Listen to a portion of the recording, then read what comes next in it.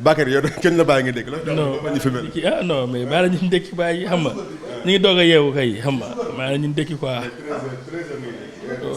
waaw mais non dañoo yeewu ñi def benn réunion dañ doon réunion xam nga réunion de routine xam nga donc pare nañu réunion bi donc parce que xam nga on est presque une cinquantaine moo donc chaque jour bu ñu xëyee xam nga dañuy jéem a def réunion et tout waxtaan suñu biir xam nga jël décision balaa ñuy wàcc si gars yi xam nga wax leen parce que xam nga mbooloo moom mooy loolu day bëri ay affaires yoo xamante ne ay détails yu ñun ñi gérer donc looloo tax teel ñu ndekki mais léegi ça va ñu ngi commencé ñëw ndànk-ndànk te man dama xaw a tawat quoi moo tax xam nga donc damay nelaw jël sama temps yeewu ndànk avec mon ami Mbaye Sène le président.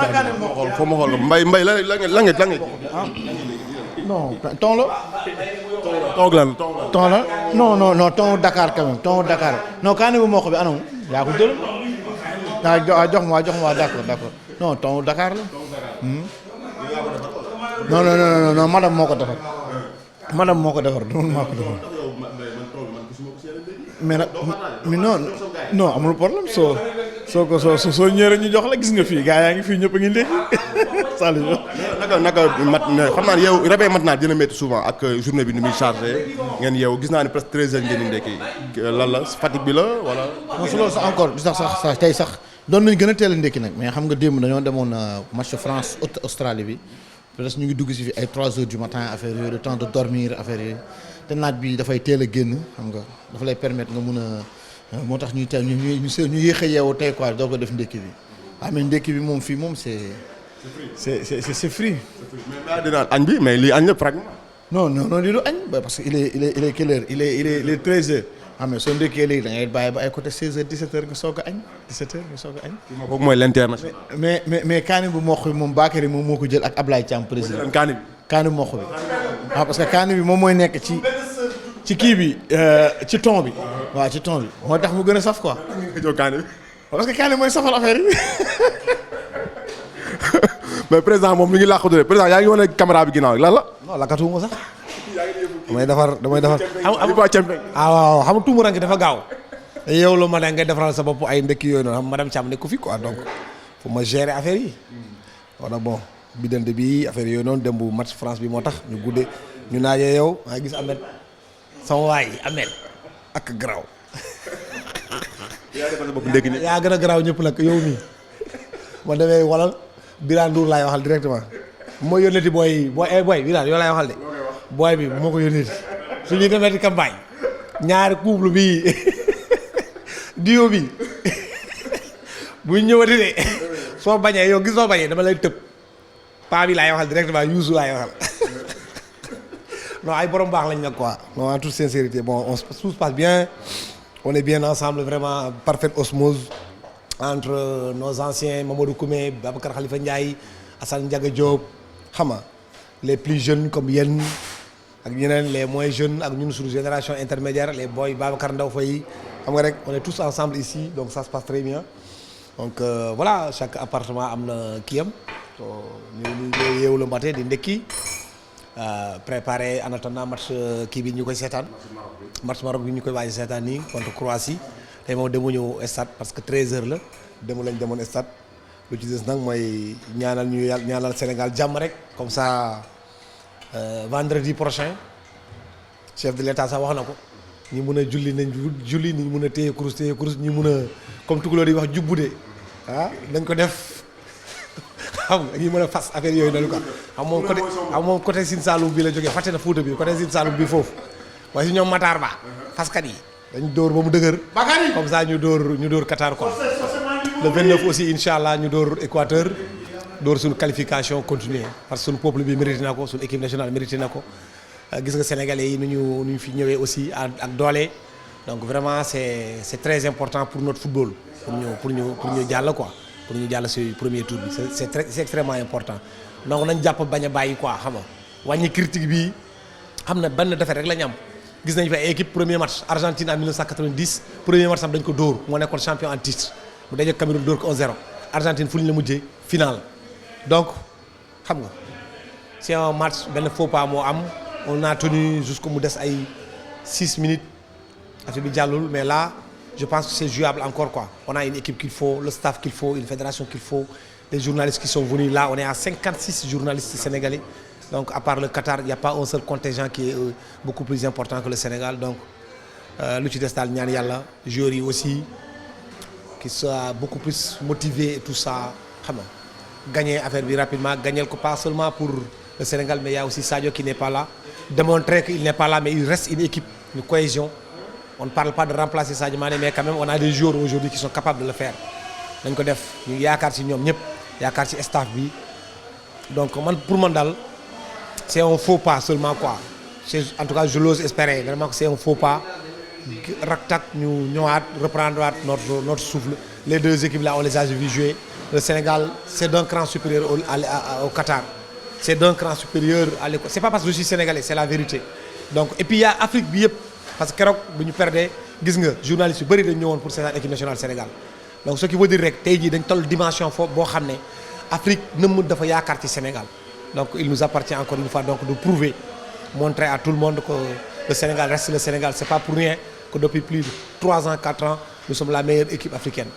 Donc yàlla ñu ko sutura ñaanal gars yëpp jour vendredi lay amee aussi gars yëpp nañ julli quoi ah de Dakar à Kédougou, de Saint-Louis à Tambacounda bu kenn bàyyi jaajëf. mooy président Ablaye Thiam mooy président de l'ANPS ndekki bi ngi ne Ahmed jëlal ndekki bi li lay ndekkee.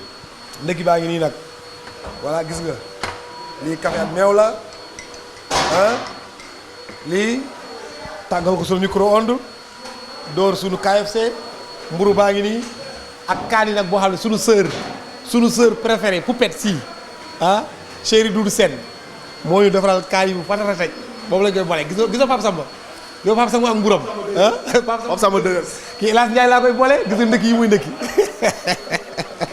voilà mu ngi noonu happiness rek on est là tout se passe bien quoi alhamdulilah merci beaucoup. merci président kooku moo nekkoon Ablaye Thiam président de l'ANPS moo doon ndékki noonu après en même temps il en a profité pour wax un peu ci affaire yu bëri gis ngeen aussi benn affaire la ngeen woon fi mooy y a des gens qui nettoient ici tout le temps dañuy nettoyer aussi li jëm ci appartement bi tout le temps gars yi tous les matins dañ koy nettoyer dañuy avancer un peu jël kii di Babacar ñoom Babacar Ndoye Faye ñu ngi fii immédiat ñaa xarañ loo aussi mi ngi fii ay Bamba Dieng mais ñaa looy daw kaay ah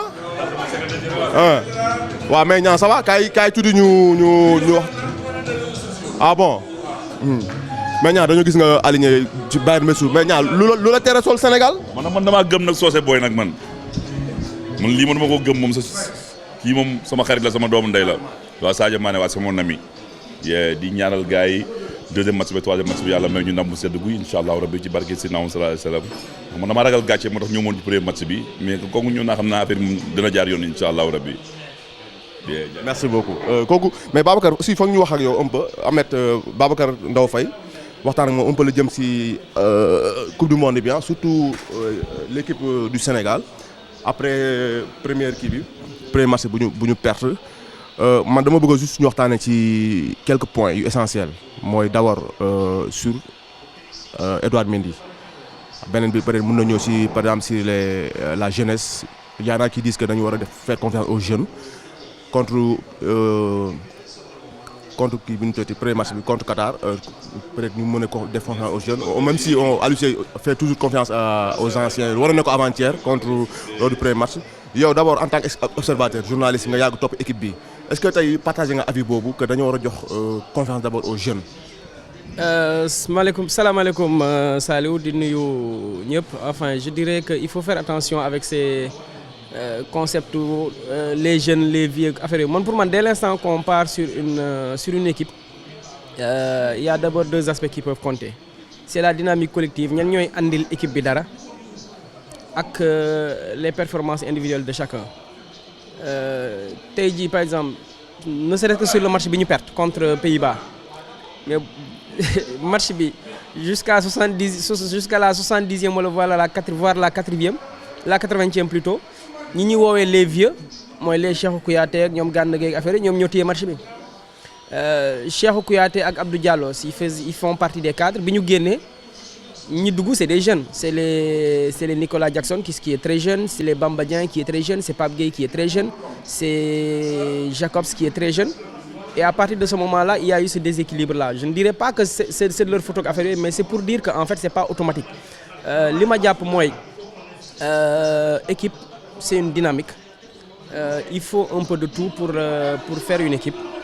Maintenant, moi j'aurais bien aimé voir certains profils yoo xam ne gis naa leen ci banc bi peut-être sur le terrain, mais c'est vraiment pas par rapport à leur âge. Moi je dirais plus par rapport à certains profils. Et loolu c'est autre chose parce que un jeune bu am profil bi ak un jeune bu am profil bële mën nañ bañ a bokk apport sur un match. Donc pour moi c'est des choses vraiment très très relatives. Sur le match contre le Qatar, obligatoirement il y aura des changements parce qu'on a des blessés déjà. On a Kouyaté qui ne peut pas jouer ce match. On a également des retours, puisque Fodé Ballo-Touré qui n'était pas là sur le premier match, il devrait en principe pouvoir revenir. Ismaël Jacobs qui était presque indisponible jusqu'à 2 heures du match devrait revenir, même s'il a joué la fin du match bi ñu génn. Tu as quelqu'un comme Moussa Ndiaye qui venait d'intégrer le groupe. Aujourd'hui, il est totalement dans le groupe. Donc ça offre au moins des possibilités supplémentaires. Et je pense que le coach aujourd'hui, il a un groupe assez profond, à lui de l'utiliser pour am li mu bëgg, mais pour moi je veux surtout qu'on se focalise sur des profils plus que sur les âges, parce que âge bi du déterminer lu bari quoi. mais beneen aspect bi mooy wàllu lu jëm ci Edouard Mendy suivre nga match bi keroog yaa naa gis que ce n'est plus le même. Du équipe nationale la commencé depuis en club à Chelsea. Yow est-ce que gis ngeen Edouard Mendy il est toujours rassurant dans waaw Edouard Mendy xam nga góol dafa nekk benn poste bu particulier. Edouard Mendy je pense que il subit un peu peut-être le contre-coup de sa grosse saison dernière parce qu'il a fait une très très grosse saison daaw. Après joueurs yi généralement suñu defee yenn performance yu kawe yi ba jël yenn distinction internationale yi ak affaire yooyu dañuy am un petit moment de creux, soit c'est des blessures, soit c'est une méforme. C'est arrivé à Lionel Messi dernière année bi mu jëlee Ballon d'Or, année bi ci topp en championnat en France il a marqué xawma 6 buts quelque chose comme ça. Benzema on le voit actuellement il n'est pas au top de sa forme, il est blessé. Sadio Mané il est blessé. Am na ñoo xam ne blessure la, am ñoo xam ne généralement méforme lay doon. C'est des choses qui arrivent. Maintenant la difficulté avec le poste de gardien, moi c'est un poste boo xam ne facilement nga douter parce que erreur bu attaquant def ce n'est pas forcément dramatique, mais erreur bu gardien def très souvent ça conduit à un but et ça peut te saper le moral très rapidement. Edouard Mendy, il faut le reconnaître, depuis début de saison bi il est pas au top de sa forme. Je pense que ça a même commencé ci fin de saison wu daaw. Maintenant, ce n'est pas forcément une raison pour xalaat écarter ko parce que quoi qu'on puisse dire, on n'a pas un autre gardien de son niveau. Les deux autres gardiens qu'on a, kenn ki mi ngi jouer deuxième division, il est très bon, Seny Dieng, mais c'est pas encore le niveau de Edouard Mendy. Keneen ki il joue même pas du tout en club. Alfred, il est troisième gardien à Rennes. Edouard Mendy, on parle quand même du top 10 mondial, de ce qui se fait le mieux dans le monde aujourd'hui. Mënoo lim 10 gardiens te boole woo ko ci. Après qu'il passe je pense qu'il est assez professionnel, il est assez expérimenté pour xam ne moom ci boppam que ses prestations ne sont pas suffisantes.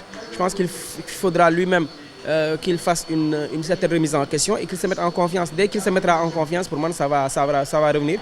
Et je suis persuadé que il y aura des matchs yoo xam ne il va nous tirer d'affaire. Merci. Kooku mooy nekkoon Babacar Ndao Faye nekk immédiat un peu dama bëgg a terminer un peu par rapport ak waxtaan ak ci beneen partie bi muy Bamba Kassé bëgg naa un peu laaj la sa avis par rapport ak li jëm si match Sénégal bi ñuy waajal. Est-ce que yow gis nga ni on doit ban équipe pour yow moom la ñu aligner contre le Qatar par exemple vendredi? Quelle équipe faut-il mettre contre le Qatar? Mais l'équipe qui peut gagner le Qatar. Parce que, bon, écoute, le Qatar, contrairement à l'opinion ambiante, c'est une équipe qui sait jouer au football, là. Ça, c'est la première chose. Ensuite, c'est une équipe qui a une défaite comme nous. Et surtout, particulièrement, c'est une équipe qui organise.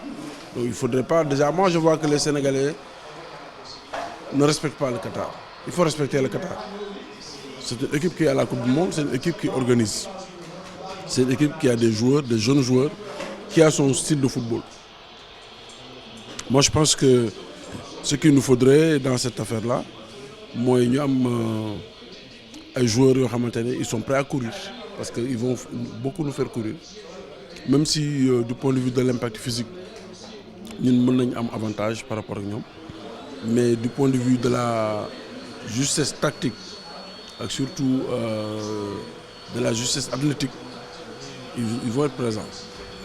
Donc c'est à nous mënuma wax ban équipe mooy ñëw parce que entraîneur loolu liggéeyu entraîneur la quoi mais je pense que bon par rapport au premier match il y a peut-être 2 ou 3 changements yu mu war a def déjà il y a des changements qui s'imposent Cheikhou ne sera pas là donc ça c'est déjà un premier changement Abdoulaye Diallo on verra on nous dit que mën na entraîner tey mais à sa place moi je prendrai pas de risque je mettrai le boy là comment il s'appelle Jacobs et puis là ça c'est déjà 2 changements qui s'imposent. Donc, maintenant le reste ça dépend de lui est-ce que il va faire confiance dans l'entrejeu dans le milieu est-ce qu'il va faire confiance à Gana ou est-ce qu'il va donner une chance à Pathé loolu c'est un choix de l'entraîneur mais à part ça je vois pas d'autres grands changements. Match très difficile pour le Sénégal voilà. Mais effectivement ce sera match bu métti lay doon il faut pas que gars yi defee ne bon déjà match coupe du monde moom mënul yomb première chose mais ensuite contexte bi ni muy ñëwee c'est-à-dire da nga am défaite Qatar am défaite yéen ñaar ngeen war a daje ñoom ñaar ñi am victoire muy Équateur ak Pays-Bas war a daje donc da ngay football am xel ci match boobu mais également surtout da ngay football yow pour mën a am 3 points mën leen a jege. te Qatar aussi ils n'ont pas mis autant de milliards d'euros pour ñëw def bàyyi à la course ils vont se battre jusqu'au bout donc bu ñu yaakaar dina yomb nañu jàpp ne match la nañu respecter Qatar yi et puis bon je pense que à partir de là war nañ mën a am dara bu fekkee teg nañ ko ci yoon quoi. Merci beaucoup kooku moo nekkoon Bamba Kassé mais dañuy jeexale fële ak kii du Cheikh dafa mel da nga ñëw xaarande loolu laa gis quoi Cheikh fekk nga nekk 9 yaa ngi 9 lan 9 lan. 9 lan. 9 c'est xamatuma sax fii tu perds la notion du temps tu perds ta clairvoyance parce que rythme bi ñuy fonctionner moo metti man dem nan lii nii non nekk de bon j'en ai 2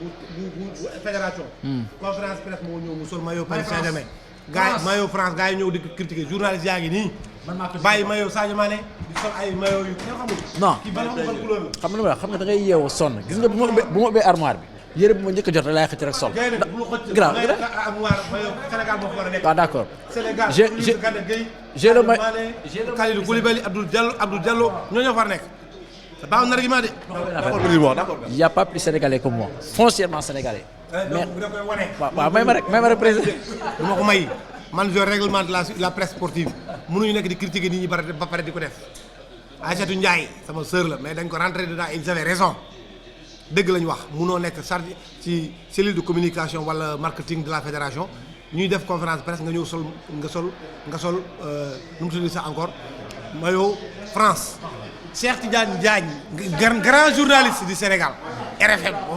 moom ak Balal Junior Diagne mon ami mon frère ngay ñëw fii di sol ay maillot Paris Saint-Germain. Les choses ont été établies. non déglu ma kii Mbaye Sène c'est un Français. D'accord nañu may jàmm. non. Moi je suis un Sénégalais. Les choses dañ ko établir. Que chacun reste chez soi.